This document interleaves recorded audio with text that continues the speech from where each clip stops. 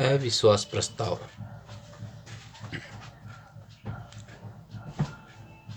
लोकसभा में इसके लिए जब जो लोकसभा के निर्वाचित सदस्य होते हैं उनके द्वारा जब लोकसभा में अविश्वास प्रस्ताव लगाया जाता है, दिया जाता है, तब उसके अंदर इसका कारण बताना आवश्यक होता है। लोकसभा में इसका कारण बताना क्या होता है? आवश्यक होता है।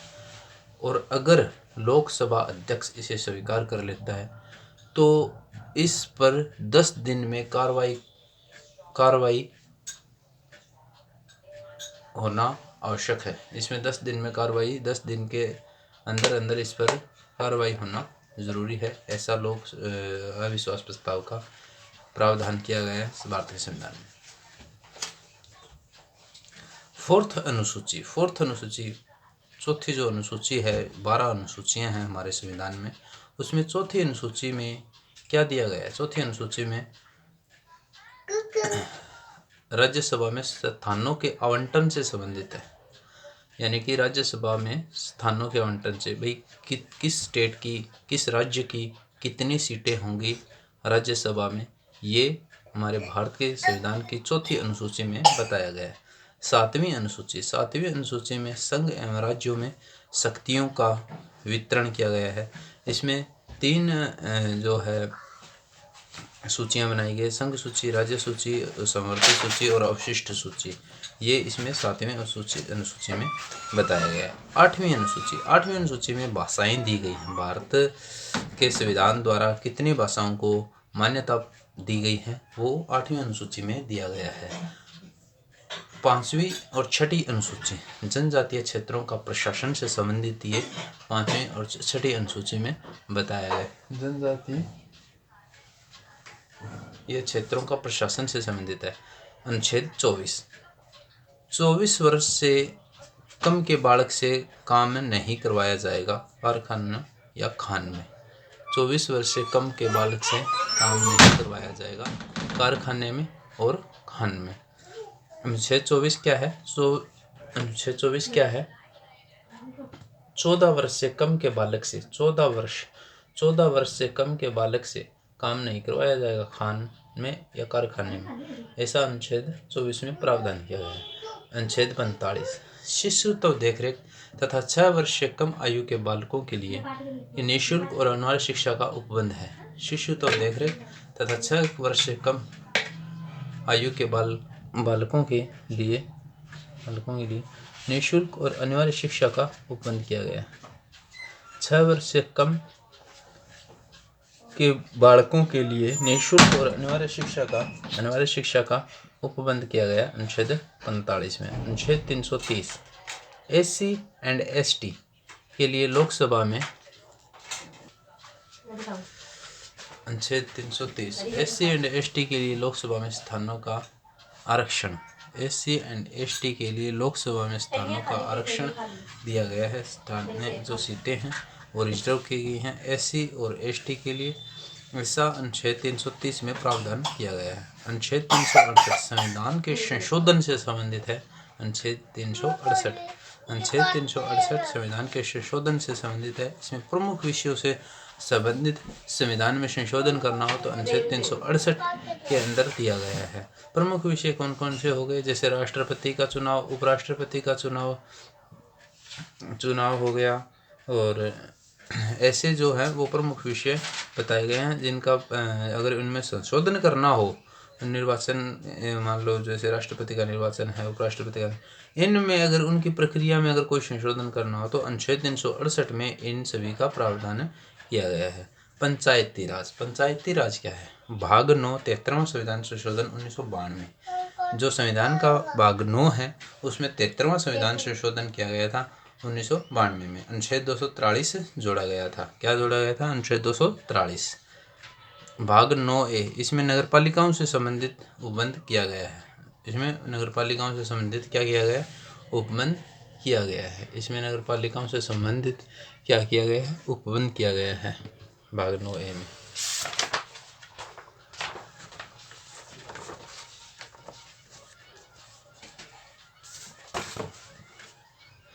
44वां संविधान संशोधन अधिनियम, अनुच्छेद 31 संपत्ति का अधिकार। पहले अनुच्छेद 31 क्या था? संपत्ति का अधिकार था। संविधान द्वारा अनुच्छेद 31 में संपत्ति का अधिकार दिया गया था भारत के हर नागरिक को, लेकिन इसको 44वां संविधान संशोधन करके इसको क्या कर दिया गया? खत्म कर दिया गया और अनुच्छेद 300A बना दिया गया। क्या बना दिया गया? अनुच्छेद 300A। अनुच्छेद 300A क्या कहता है? जो संपत्ति का अधिकार था वो विधिक अधिकार, कानूनी अधिकार बना दिया गया है।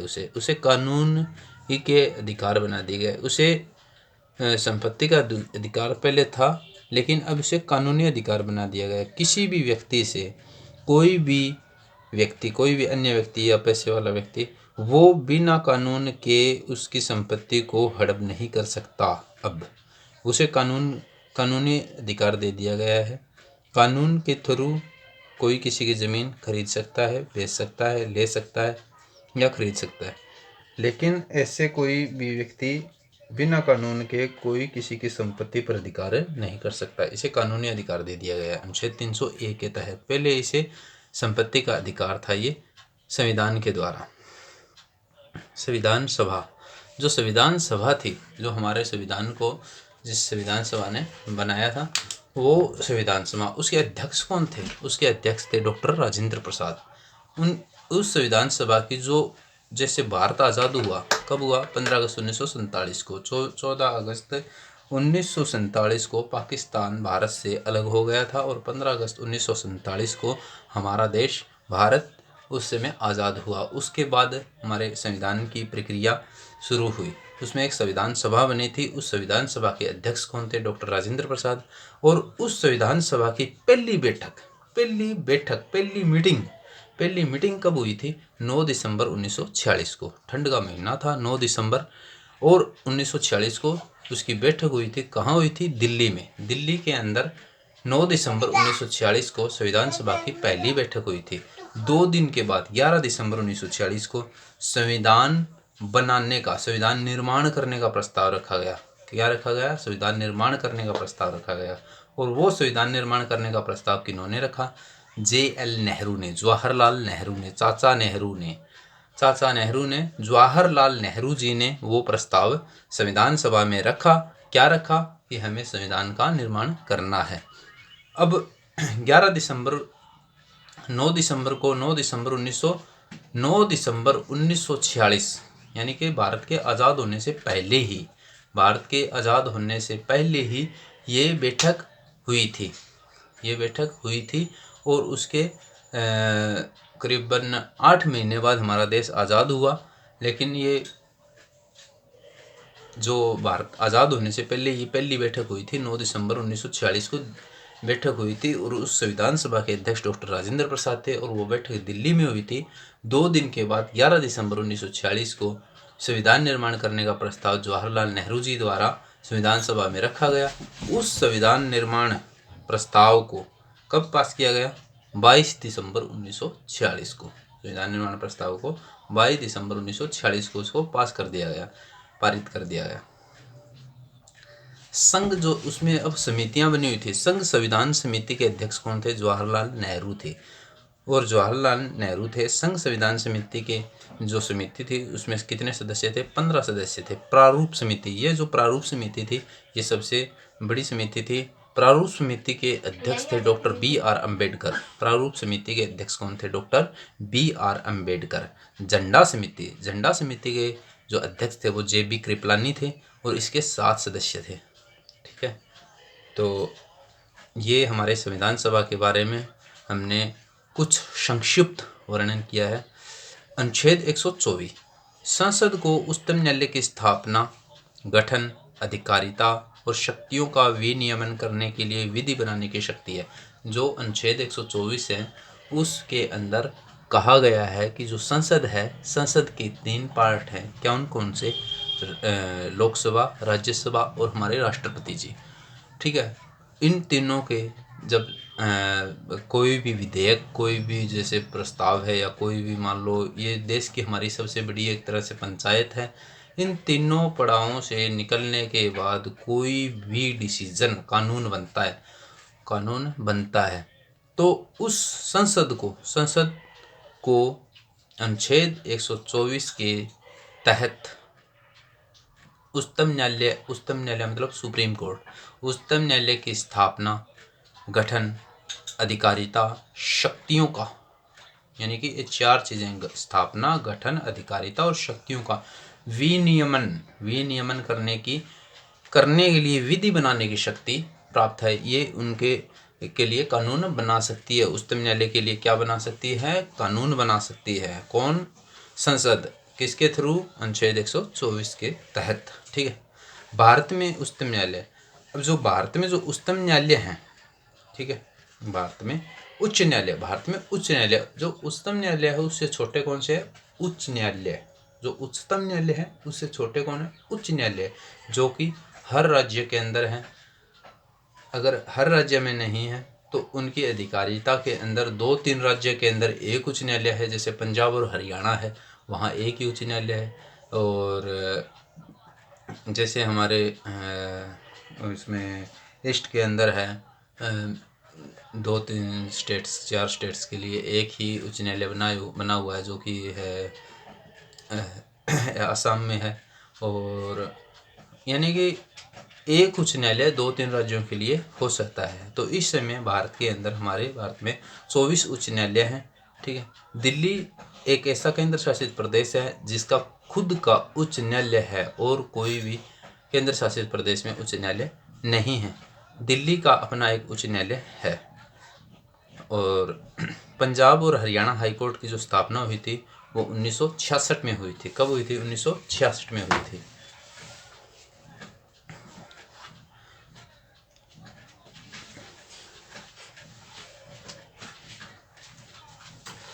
भारतीय संविधान के अंदर जो अनुसूची है 9, 10 और 12, ये 3 अनुसूचियां हैं।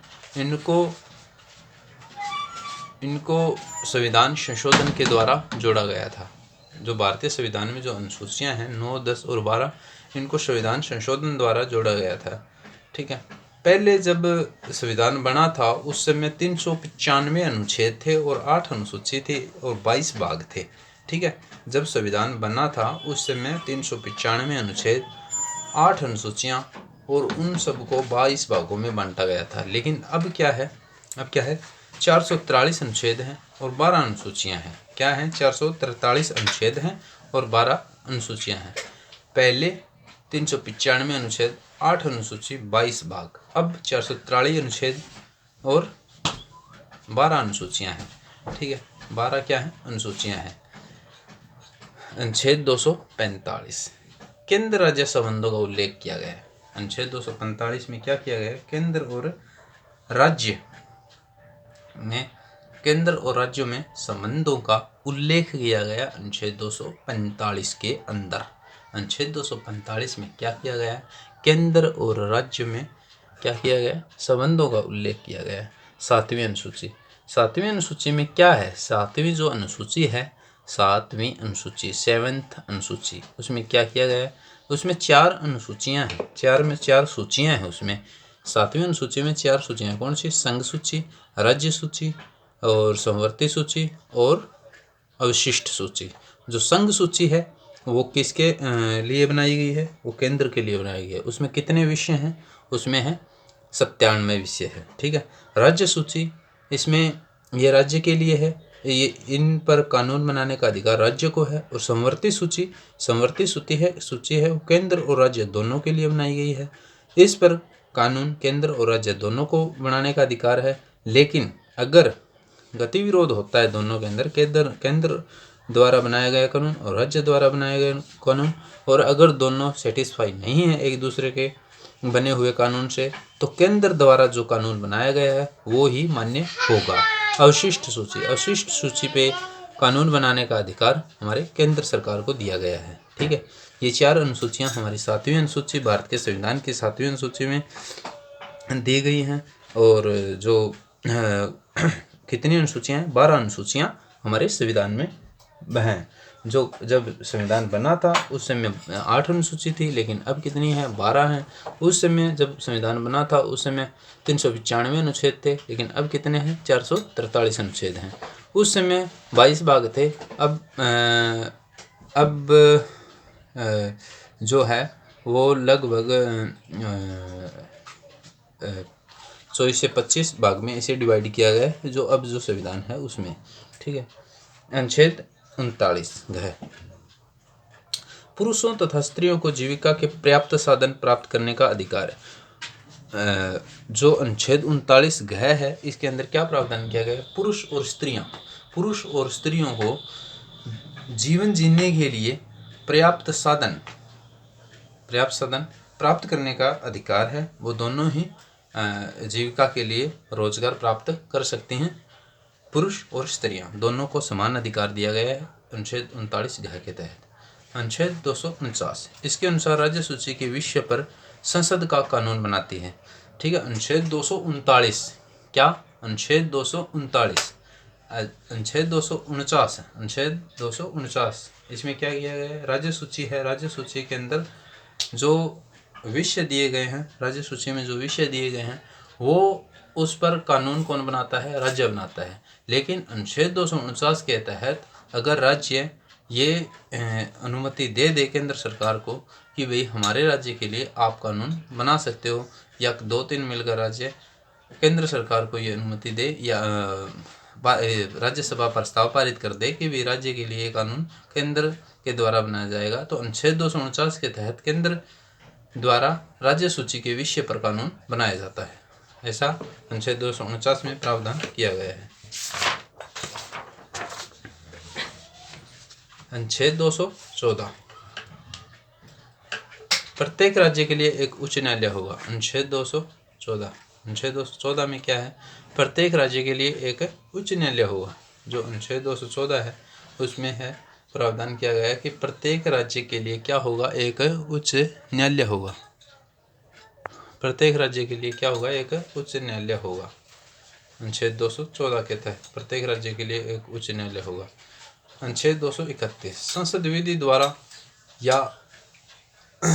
विधि द्वारा अधिक राज्यों के लिए या दो या दो से अधिक राज्यों के लिए। अनुच्छेद 231 में क्या है, संसद विधि द्वारा या अधिक राज्यों के लिए अथवा 2 या 2 से, यानी कि कहने का मतलब है कि 2 या 2 से अधिक राज्यों के लिए, या 2 या 2 से 2 राज्य हो या 2-3 मान लो केंद्र शासित प्रदेश हो, यानी कि 2 राज्य 2-3 केंद्र शासित प्रदेश, कुल मिलाकर मान लो कि 4 या 5 जो राज्य हैं उनके लिए केंद्र सरकार, संसद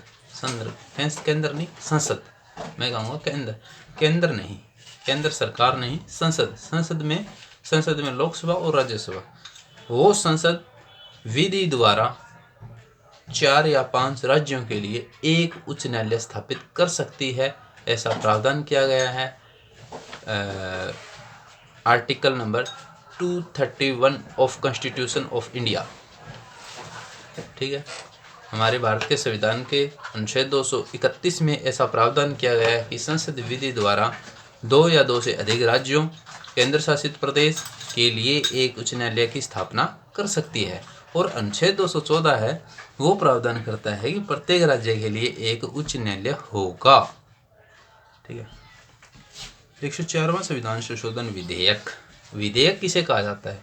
विधेयक वो होता है जो किसी भी लोकसभा में या राज्यसभा में एक प्रस्ताव पेश किया जाता है, जब वो लोकसभा के द्वारा और राज्यसभा के द्वारा और उसके बाद राष्ट्रपति जी के द्वारा साइन होने के बाद वो अधिनियम बनता है।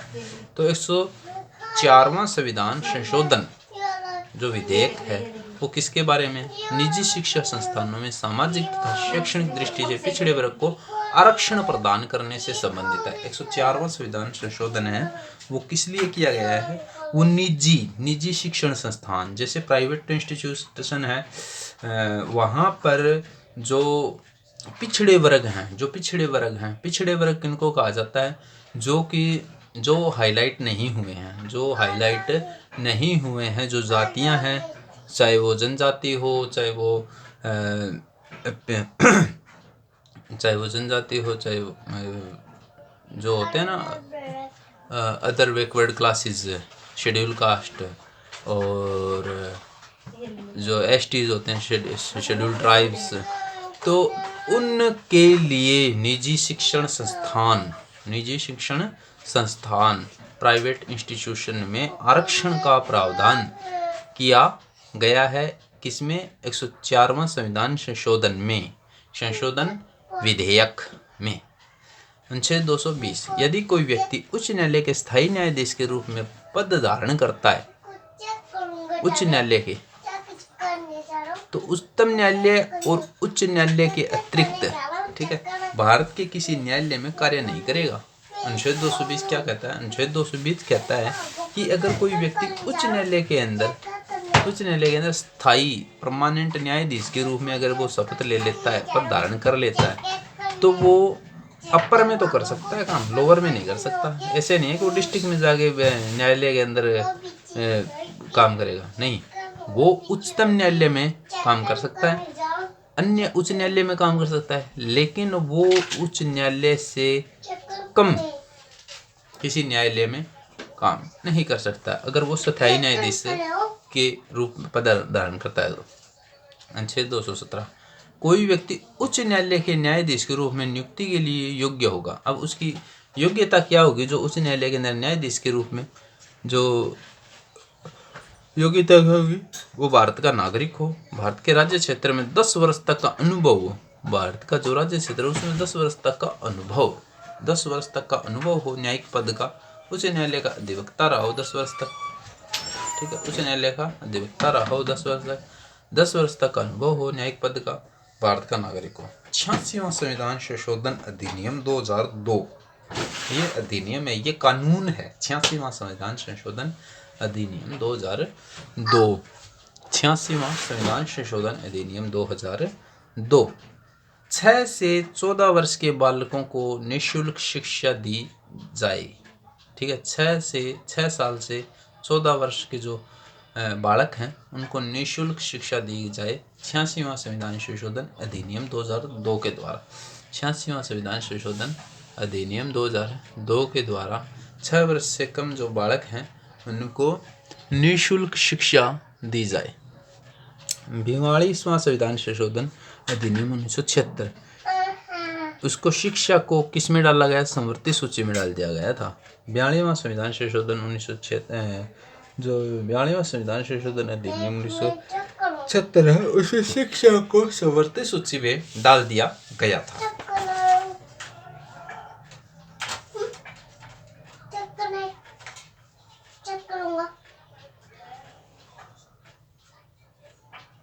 इक्यानवां संविधान संशोधन अधिनियम 2000, 91वां संविधान संशोधन 3,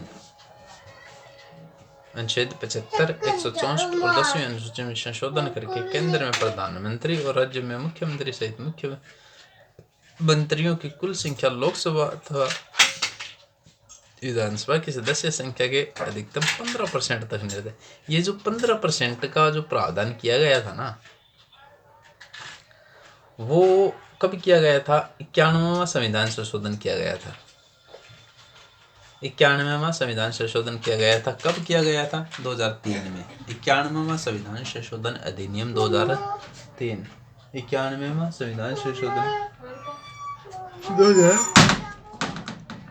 91वां संविधान संशोधन अधिनियम 2003, उसमें केंद्र के अंदर और राज्यों के अंदर जो होते हैं ना, केंद्र में जो गवर्नमेंट बनती है उसमें, और जो स्टेट में गवर्नमेंट बनती है उसके अंदर जो मंत्री बनेंगे ना, वो 15%, मान लो विधानसभा के जो 15% जो है सदस्य वो मंत्री बन सकते हैं। लोकसभा के हैं वो भी,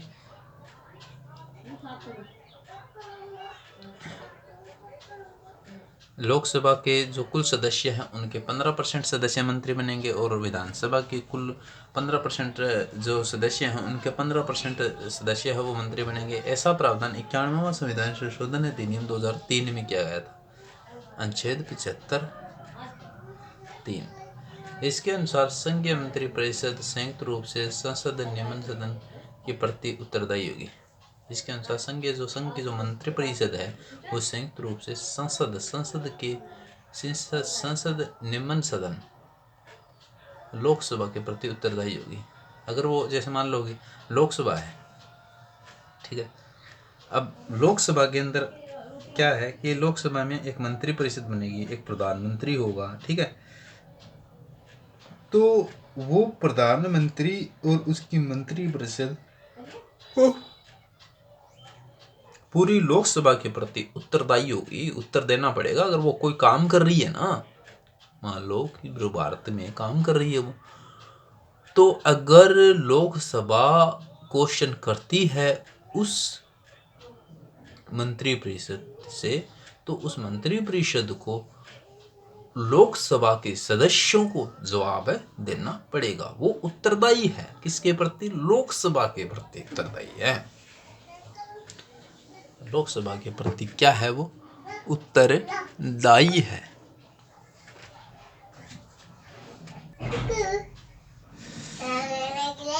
अनुच्छेद 75 इसके अनुसार संघीय मंत्रिपरिषद संयुक्त रूप से संसद निम्न सदन के प्रति उत्तरदायी। अनुच्छेद 75(3) है। इसके अनुसार इसके अनुसार जो संघ की मंत्रिपरिषद है वो वो लोकसभा के प्रति क्या होगी? उत्तरदायी होगी। लोक लेखा समिति नियंत्रक महालेखा परीक्षक के प्रतिवेदन की समीक्षा करना। लोक लेखा समिति नियंत्रक महालेखा परीक्षक के प्रतिवेदन की समीक्षा करना है। लोक लेखा समिति क्या करती है? नियंत्रक महालेखा परीक्षक के प्रतिवेदन की समीक्षा करना इसका काम है। इस लोक लेखा समिति में 22 सदस्य होते हैं। 15 लोकसभा से होते हैं और 7 होते हैं वो राज्य से होते हैं। 15 होते हैं लोकसभा से होते हैं और 7 होते हैं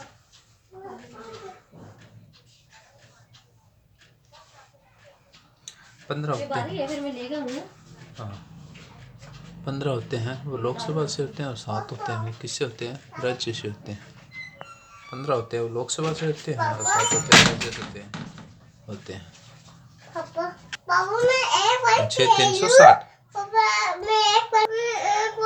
अनुच्छेद 360 इसके अनुसार वित्तीय आपातकाल की उद्घोषणा राष्ट्रपति द्वारा की जाती है। क्या की जाती है? अनुच्छेद 360 के तहत अनुच्छेद 360 इसके अनुसार वित्तीय आपातकाल की घोषणा है, उद्घोषणा है, वो राष्ट्रपति द्वारा की जाती है। वित्तीय स्थायित्व या संकट के अवसर पर की जाती है। वित्तीय स्थायित्व या संकट के अवसर पर की जाती है। क्या की जाती है? उद्घोषणा की जाती है। किसके तहत? अनुच्छेद 360 के तहत।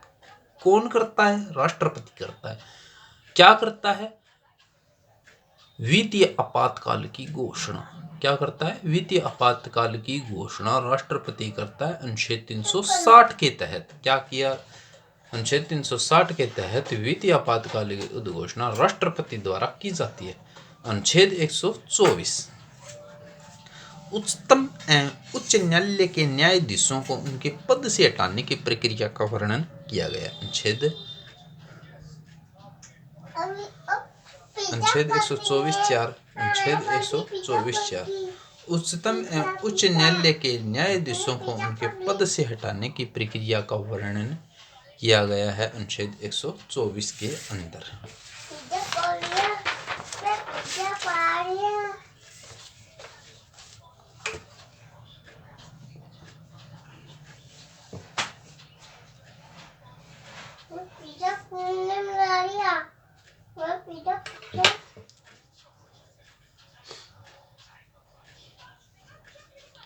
अनुच्छेद 220 उच्च न्यायालय का स्थायी न्यायाधीश सेवानिवृत्ति के पश्चात जिस उच्च न्यायालय में वह स्थायी न्यायाधीश रहा हो उससे भिन्न उच्च न्यायालय या उच्चतम न्यायालय में अभिवचन कार्य कर सकता है। ऐसा हमने पहले भी पढ़ा था अनुच्छेद 220 में। अनुच्छेद 220 क्या कहता है कि जो उच्च न्यायालय का जो स्थायी न्यायाधीश है वो जब रिटायर हो जाता है तो वो उस न्यायालय अन्य उच्च न्यायालय में या उच्चतम न्यायालय में अभिवचन कार्य कर सकता है। ऐसा अनुच्छेद 220 में कहा गया है। अनुच्छेद 124 इसके अनुसार उच्चतम न्यायालय का सेवानिवृत्त उच्चतम न्यायालय का अनुच्छेद 124 क्या कहता है? अनुच्छेद 124 कहता है कि उच्चतम न्यायालय का सेवानिवृत्त न्यायाधीश भारत के किसी न्यायाधीश या प्राधिकारी के समक्ष अभिवचन का कार्य नहीं करेगा। अनुच्छेद 220 तो कहता है कि भारत के जो उच्च न्यायालय है उसका स्थायी न्यायाधीश है वो अन्य किसी उच्च न्यायालय में या उच्चतम न्यायालय में अभिवचन कार्य कर सकता है। ठीक है, ठीक है। लेकिन अनुच्छेद 124 कहता है कि उच्चतम न्यायालय का स्थायी न्यायाधीश, उच्चतम न्यायालय, उच्चतम सुप्रीम कोर्ट का जो स्थायी न्यायाधीश है वो उच्च न्यायालय में, भारत के किसी उच्च न्यायालय में या किसी अन्य न्यायालय में प्राधिकारी के समक्ष अभिवचन का कार्य नहीं करेगा। ऐसा प्रावधान अनुच्छेद 124 में किया गया है। ठीक है।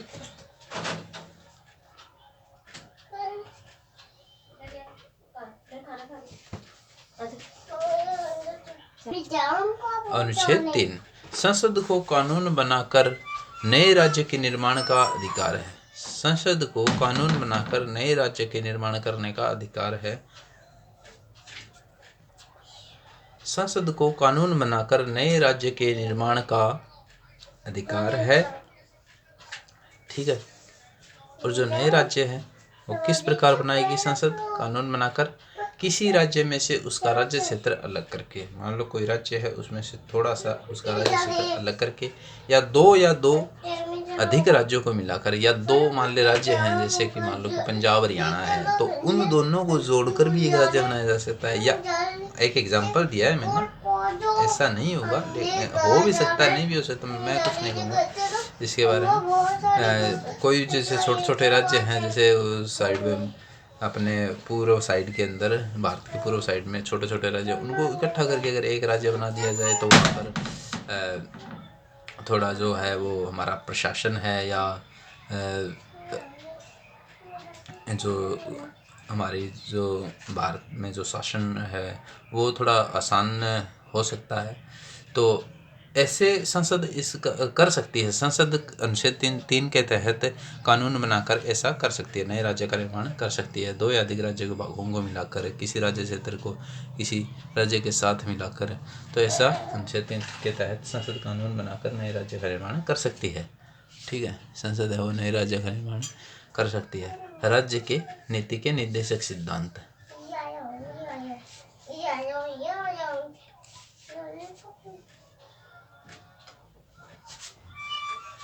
भाग 4 अनुच्छेद 36 से 51 में, अनुच्छेद 36 से 51 में वर्णन है। भाग 4 के अनुच्छेद 36 से 51 में राज्य के नीति निर्देशक सिद्धांत का वर्णन किया गया है।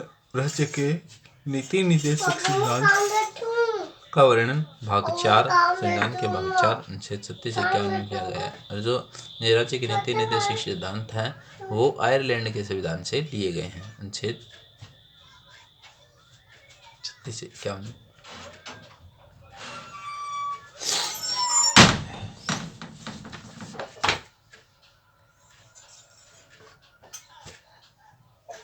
राज्य की विधानसभा।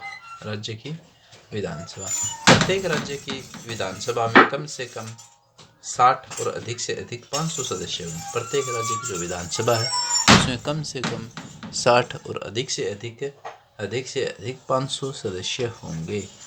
लेकिन कुछ अपवाद भी हैं, जैसे अरुणाचल प्रदेश में 40 सदस्य हैं, अरुणाचल में है, मिजोरम में है, सिक्किम में है, उनमें 40 सदस्य हैं। ठीक है। और जो विधानसभा है उसकी न्यूनतम आयु, सदस्य बनने की न्यूनतम आयु क्या है? 25 वर्ष है। विधानसभा है उसके सदस्य बनने की जो न्यूनतम आयु है वो कितनी है? 25 वर्ष है। प्रत्येक राज्य की विधानसभा में कम से कम 60 और अधिक से अधिक 500 सदस्य होंगे। अब बात अरुणाचल प्रदेश में 40 है, मिजोरम में 40 है, सिक्किम में 40 है। न्यूनतम आयु क्या है? 25 वर्ष है। 92वां संविधान संशोधन अधिनियम 2003। 92वां संविधान संशोधन अधिनियम 2003, इसके तहत 8वीं अनुसूची में 4 भाषाओं को जोड़ा गया था। 92वां संविधान संशोधन अधिनियम 2003। 92वां संविधान संशोधन अधिनियम 2003। 92वां संविधान संशोधन अधिनियम 2003। इसके तहत 8वीं अनुसूची में 4 भाषाओं को जोड़ा गया था। कौन कौन सी 4 भाषाएं थी? बोडो, डोगरी, बोडो, डोगरी, मैथिली, संथाली, ये 4 भाषाएं थी। इसके तहत 2003 इसके तहत 8वीं अनुसूची में 4 भाषाओं को जोड़ा गया था। बोडो, डोगरी, मैथिली, संथाली। 8वीं अनुसूची में बोडो, डोगरी, मैथिली, संथाली।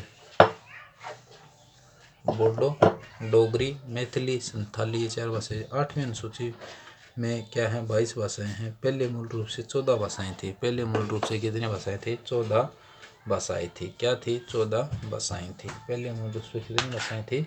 14 भाषाएं थी।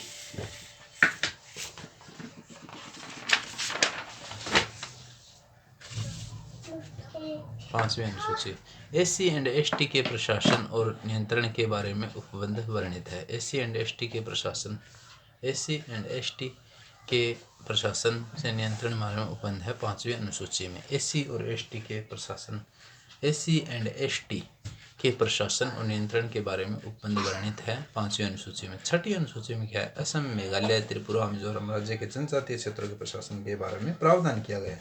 असम, मेघालय, त्रिपुरा, मिजोरम,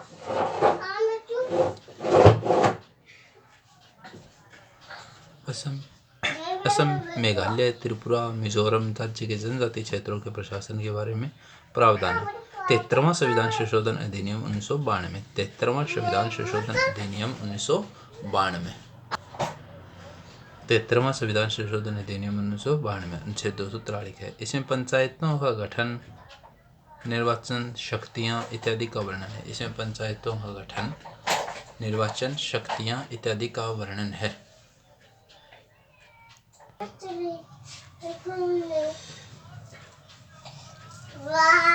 कैबिनेट सचिव, कैबिनेट सचिव सचिवालय का प्रमुख होता है। कैबिनेट सचिवालय का प्रमुख होता है। जो कैबिनेट सचिव होता है ना, कैबिनेट सचिवालय मतलब जैसे कि जो मंत्री हैं, जो हमारे केंद्र सरकार के अंदर प्रधानमंत्री जी हैं, उनके मंत्री परिषद है, तो उनके जो उनका एक कैबिनेट सचिवालय होता है और उस सचिवालय का प्रमुख कौन होता है? कैबिनेट सचिव होता है। और कैबिनेट सचिव होता है वो सिविल सर्विस बोर्ड का प्रधान अध्यक्ष होता है। सिविल सर्विसेज बोर्ड है उसका प्रधान अध्यक्ष होता है कैबिनेट सचिव। कैबिनेट सचिव होता है वो सिविल सर्विसेज बोर्ड का क्या होता है? प्रधान अध्यक्ष होता है। ठीक है।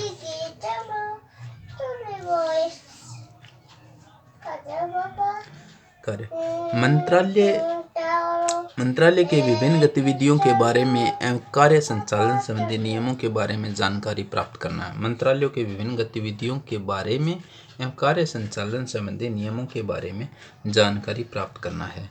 कैबिनेट सचिव की सलाह पर मंत्रालय आवंटित नहीं किए जाते। कैबिनेट सचिव की सलाह पर मंत्रालय आवंटित नहीं किए जाते हैं।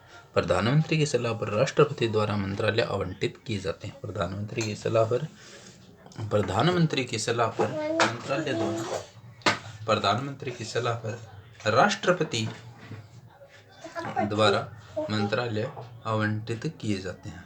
प्रधानमंत्री की सलाह पर राष्ट्रपति जी द्वारा मंत्रालय आवंटित किए जाते हैं। क्या किए जाते हैं? मंत्रालय आवंटित किए जाते हैं। अनुच्छेद 75(3) मंत्रिपरिषद लोकसभा के प्रति उत्तरदायी होगी। मंत्रिपरिषद है वो लोकसभा के प्रति उत्तरदायी होगी, लेकिन मंत्रिपरिषद में किसी भी सदन के सदस्य हो सकते हैं। मंत्रिपरिषद है वो लोकसभा के प्रति, ऐसा हमने पहले भी पढ़ा है कि जो मंत्रिपरिषद है वो लोकसभा के प्रति उत्तरदायी होगी, क्योंकि मंत्रिपरिषद है वो पूरे भारत में काम कर रही है। अगर वो कोई काम करती है, अगर ऑब्जेक्शन है लोकसभा के सदस्यों को उस पर, तो वो क्वेश्चनिंग करेंगे और उन क्वेश्चनिंग का जवाब वो मंत्रिपरिषद देगी। ऐसी इसीलिए है क्योंकि लोकसभा के प्रति वो मंत्रिपरिषद है वो उत्तरदायी है, उत्तर देगी। सदस्य न होने पर 6 माह के अंदर किसी भी सदन का सदस्य होना अनिवार्य है, अन्यथा त्यागपत्र देना होगा। अगर वो मंत्रिपरिषद के अंतर कोई भी मंत्री राज्यसभा का या लोकसभा का सदस्य नहीं है, तो उसे 6 महीने के अंदर अंदर उसकी सदस्यता ग्रहण करनी होगी, चाहे वो लोकसभा कर ले, चाहे वो राज्यसभा कर ले। अगर वो ऐसा नहीं करता है तो उस मंत्रिपरिषद से त्यागपत्र देना होगा।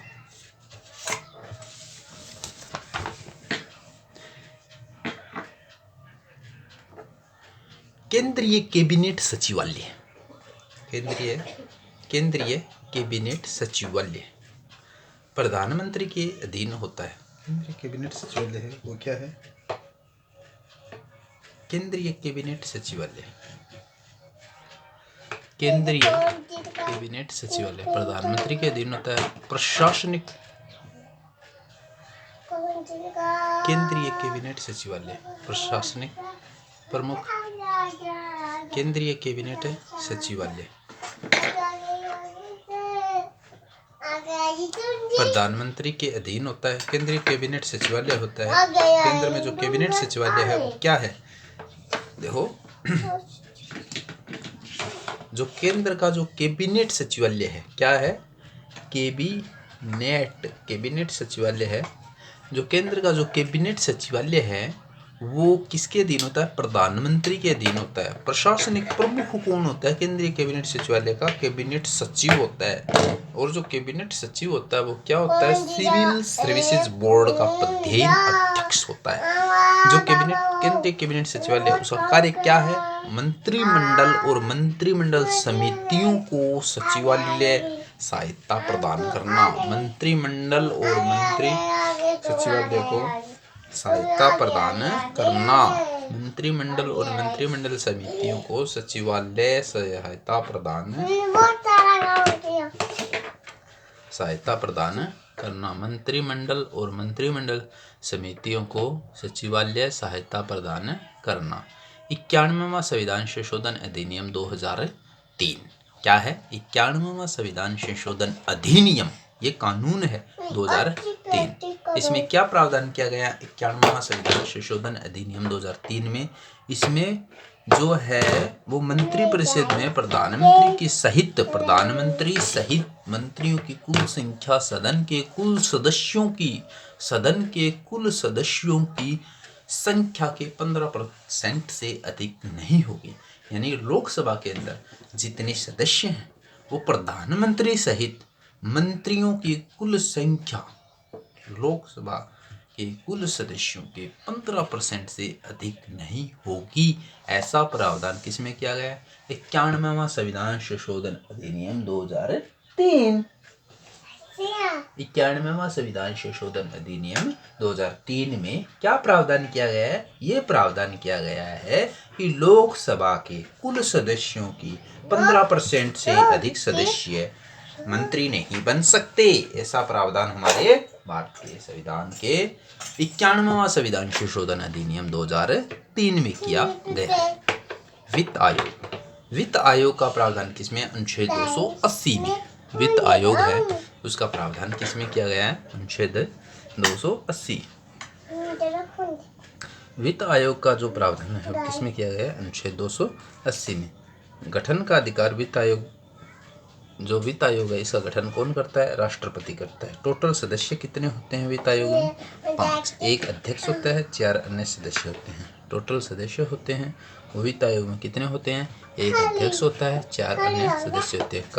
कार्य क्या है? केंद्र तथा राज्य के वित्तीय संबंधों के संबंध में संस्तुति करता है।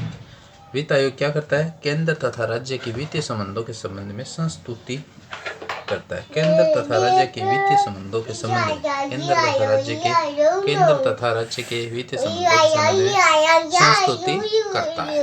अनुच्छेद 143। राष्ट्रपति उच्चतम न्यायालय की राय प्राप्त कर सकता है। अनुच्छेद 143 के तहत राष्ट्रपति है वो उच्चतम न्यायालय की राय प्राप्त कर सकता है।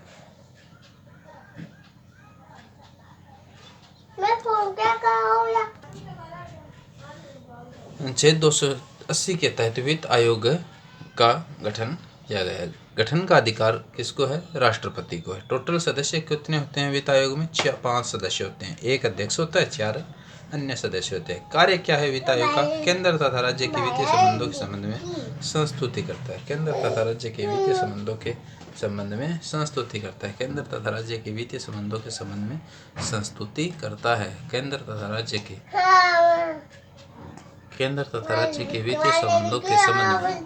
केंद्र तथा राज्य के वित्तीय संबंधों के संबंध में संस्तुति करता है। अनुच्छेद 143। राष्ट्रपति उच्चतम न्यायालय की राय प्राप्त कर सकता है।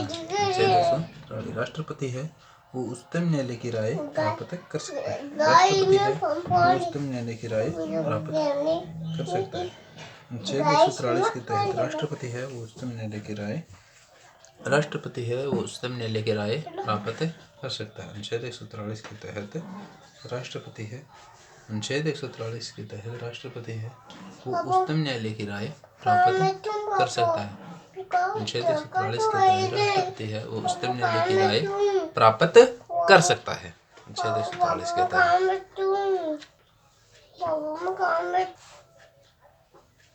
अनुच्छेद 266 भारत की अनुच्छेद 266 भारत की संचित निधि में से धनराशियां विधि के अनुसार ही व्यय की जाएंगी। अनुच्छेद 266(3) अनुच्छेद 266(3) क्या अनुच्छेद 266(3) क्या कहता है कि भारत की संचित निधि में से धनराशियां विधि के अनुसार ही व्यय की जाएंगी। भारत की संचित निधि में से धनराशियां विधि के अनुसार ही व्यय की जाएंगी। विधि अनुच्छेद 114 के अनुसार पारित विनियोग अधिनियम जो विधि है वो अनुच्छेद 114 है उसमें दी गई है। उस विधि के अनुसार विनियोग अधिनियम के अनुसार ही भारत की संचित निधि में से धनराशियां हैं वो व्यय की जाएंगी। भारत की संचित निधि से धनराशि निकालने के लिए भारत की संसद का अनुमोदन आवश्यक है। भारत की संचित निधि से धन निकालने के लिए भारत की संचित निधि से धन निकालने के लिए भारत की जो संचित निधि है उसमें से धन निकालने के लिए भारत की संचित निधि में से धन निकालने के लिए क्या है भारत की संसद का अनुमोदन आवश्यक है। क्या है आवश्यक है भारत की